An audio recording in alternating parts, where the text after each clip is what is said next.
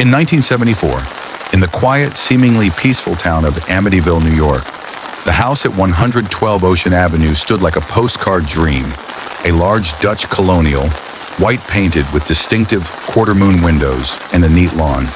But what lay inside was anything but peaceful. On the cold, rainy night of November 13th, Ronald DeFeo Jr., just 23 years old, walked into Henry's bar and declared, "I think my mother and father are shot." Police rushed to the scene. Inside the home, they found the bodies of 6 people. Ronald's parents, 2 brothers, and 2 sisters, all shot execution style in their beds. No signs of struggle. No one had heard the shots. Ronald claimed voices told him to do it. He said they came from the house, from the walls, from something unseen. The rain began that very night, and for some, it never stopped. Just over a year later, the house was put back on the market. It sat empty, quiet, almost too quiet. Then came George and Kathy Lutz, newly married, hopeful, and drawn to the house's size and price.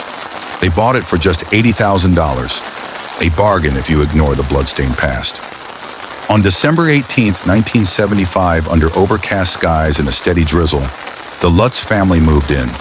Kathy lit a white candle in every room, whispering prayers.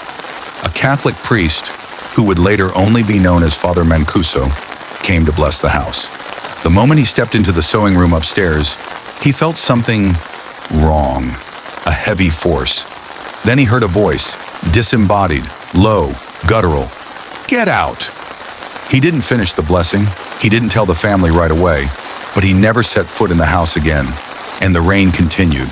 At first it was subtle, cold spots in warm rooms, strange smells, untraceable noises. Then things escalated.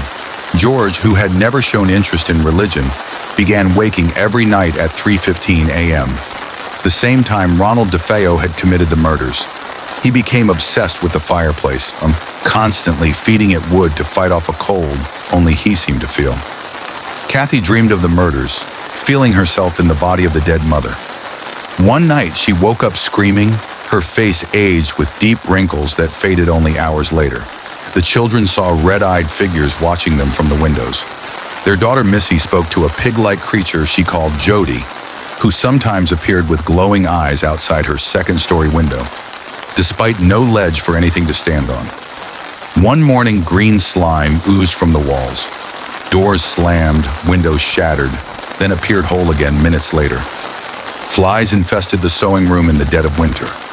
The house didn't just haunt, it hunted, and outside the skies never cleared.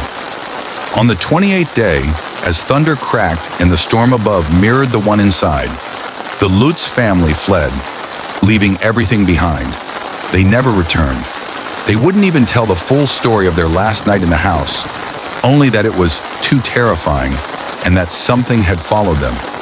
They moved far away, hoping to leave the storm behind. But sometimes George would wake at 3:15. Sometimes Kathy still felt that invisible hand pressing on her chest. The house remained, and though others lived thereafter, no activity was ever reported again, almost as if it got what it wanted.